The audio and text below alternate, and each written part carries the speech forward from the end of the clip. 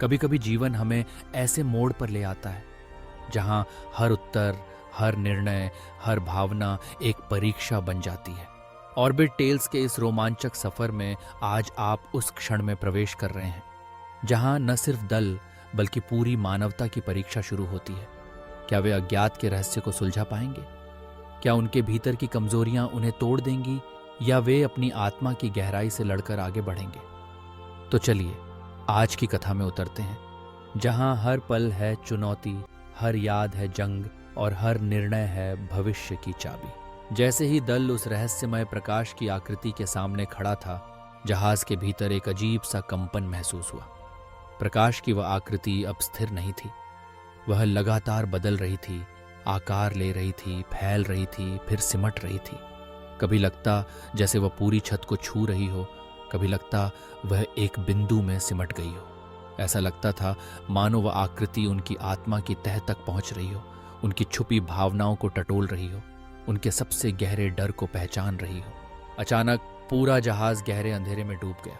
सारी लाइट्स बुझ गईं, हर कोना स्याह हो गया और दल के चारों ओर सन्नाटा छा गया। उस अंधेरे में हर सदस्य ने अपने भीतर कुछ अजीब देखना शुरू किया।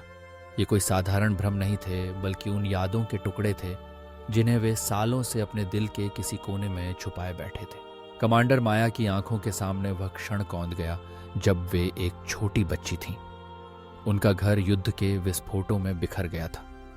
उनके माता पिता उनकी आंखों के सामने खो गए थे। उसी दर्द ने उन्हें सख्त बनाया, अनुशासन सिखाया, लेकिन वह दर्द आज भी उनके भीतर जीवित था। माया ने हमेशा खुद को मजबूत दिखाया, लेकिन आज वह छोटी बच्ची फिर से जाग उठी थी। इंजीनियर आरव ने खुद को एक असफल प्रयोगशाला में पाया। वहां उनकी एक चूक के कारण कई लोग घायल हुए थे। वह अपराध बोध कभी उनका पीछा नहीं छोड़ता। उन्होंने हमेशा अपनी गलती को छुपाने की कोशिश की, लेकिन आज वह घटना उनकी आंखों में फिर से जीवित थी। आरव का आत्मविश्वास डगमगा गया, लेकिन उनके भीतर लड़ने की आग भी जल उठी। डॉली निहारिका को वह क्षण याद आया जब वे एक मरते हुए ग्रह पर थीं। वहां हजारों लोग असहाय थे और निहारिका ने अपनी पूरी कोशिश की थी उन्हें बचाने की, लेकिन वे असफल रहीं। वह हार आज भी उनके दिल में गहरे तक धंसी थी। उन्होंने खुद को साबित करने के लिए विज्ञान को चुना, लेकिन वह एक असहाय वैज्ञानिक थी जो अपने अतीत से भाग नहीं पाई थी। कप्तान आदित्य के सामने युद्ध का मैदान उभर आया। उन्होंने अपने सैनिकों को पीछे हटने का आदेश दिया था, जिससे सैकड़ों जानें बच गई थीं, लेकिन उन्होंने अपने कुछ करीबी साथियों को खो दिया था। वह अपराध बोध आज भी उनके दिल को कचोटता था। क्या उनका फैसला सही था? क्या वे अपने साथियों को बचा सकते थे? यह सवाल अब तक उनकी आत्मा में गूंजता था। यह परीक्षा उनके हथियारों की नहीं थी, यह उनकी आत्मा की, उनके चरित्र की परीक्षा थी। अतीत की गलती, डर, अपराध बोध सब उनके सामने खड़े थे। क्या वे इनसे लड़ सकते थे? क्या वे अपने डर को स्वीकार कर पाएंगे? इसी घड़ी में प्रकाश की आकृति फिर प्रकट हुई। उसकी आवाज गूंज उठी, तुम्हारी जाति कहती है कि वह शांति से आई है, लेकिन हर आत्मा में दोष, डर और अपराध छिपे हैं।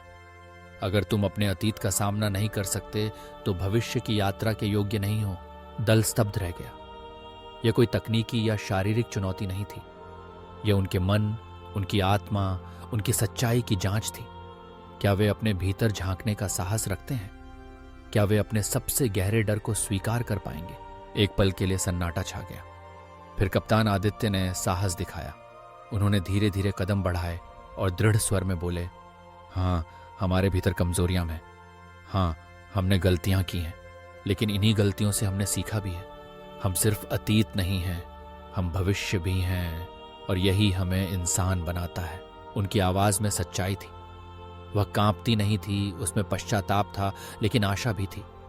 प्रकाश की आकृति कुछ क्षण उनकी ओर देखती रही, फिर अचानक पूरे जहाज में रोशनी फैल गई, जैसे किसी ने अंधेरे को चीर कर उजाला फैला दिया हो। दल ने राहत की सांस ली, लेकिन वे जानते थे यह परीक्षा यहीं खत्म नहीं हुई थी। अचानक प्रभातयान से संदेश आया, कप्तान, हम पर हमला हो रहा है। दल चौंक गया। वे अभी अजनबी जहाज के भीतर थे और बाहर उनका अपना जहाज खतरे में था। सेंसर दिखा रहे थे अंधेरे से कई छोटे छोटे ड्रोन जैसे जहाज उभर आए थे। वे पूरी ताकत से प्रभातयान पर प्रहार कर रहे थे। दल के भीतर भय उमड़ पड़ा। कमांडर माया चिल्लाई, यह जलय है, उन्होंने हमें अंदर बुलाकर हमारे जहाज को फंसाया है। लेकिन प्रकाश की आकृति ने शांत स्वर में कहा, यह तुम्हारी अगली परीक्षा है। अगर तुम डर में डूब गए तो नष्ट हो जाओगे, अगर तुम एकजुट रहे तो जीवित रहोगे। कप्तान आदित्य ने अपनी टीम की ओर देखा। उनकी आंखों में सवाल था लेकिन विश्वास भी था। उन्होंने कहा, यह सिर्फ हमारे लिए नहीं है, यह पूरी मानवता की परीक्षा है। वे तुरंत अपने शटल की ओर दौड़े और जहाज पर लौटकर प्रभातयान से संपर्क किया। इंजीनियर आरव ने रक्षात्मक ढाल सक्रिय की। कमांडर माया ने हथियार सिस्टम चालू किए और कप्तान आदित्य ने आदेश दिया, हम जवाब देंगे, लेकिन सिर्फ बचाव के लिए। यह निर्णय आसान नहीं था। दुश्मन पूरी ताकत से हमला कर रहा था, लेकिन आदित्य का विश्वास था, अगर वे शांति के मिशन पर हैं तो आक्रामकता से शुरुआत नहीं कर सकते। युद्ध छिड़ गया। अजनबी ड्रोन और प्रभातयान आमने सामने थे। धातु की आग, रोशनी की धारियां अंतरिक्ष युद्ध का सबसे भयावह दृश्य रच रही थी। ध्वनि, कंपन, धमाके, हर ओर विनाश का नजारा था। दल के भीतर डर था, लेकिन वे एकजुट थे। हर सदस्य ने अपनी भूमिका निभाई, अपनी सीमाओं को पार किया।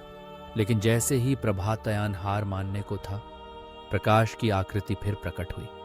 उसने हाथ उठाया और सारे ड्रोन अचानक निष्क्रिय होकर अंतरिक्ष में तैर गए। दल स्तब्ध रह गया। यह सब परीक्षा का हिस्सा था।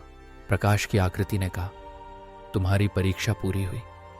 तुमने अपने अतीत का सामना किया, तुमने भय को हराया और तुमने हिंसा से अधिक शांति को चुना। इसलिए तुम योग्य हो। इसके साथ ही अजनबी जहाज धीरे धीरे प्रकाश में घुलने लगा, मानो वह कभी अस्तित्व में ही न रहा हो। दल अपने जहाज पर लौट आया, लेकिन उनके दिल में एक सवाल गूंज रहा था, अगर यह सिर्फ परीक्षा थी तो असली खतरा अभी कितना बड़ा होगा? क्या अगला चरण और भी कठिन होगा? क्या वे उस शक्ति से टकरा पाएंगे जिसने कॉलोनियों को नष्ट किया?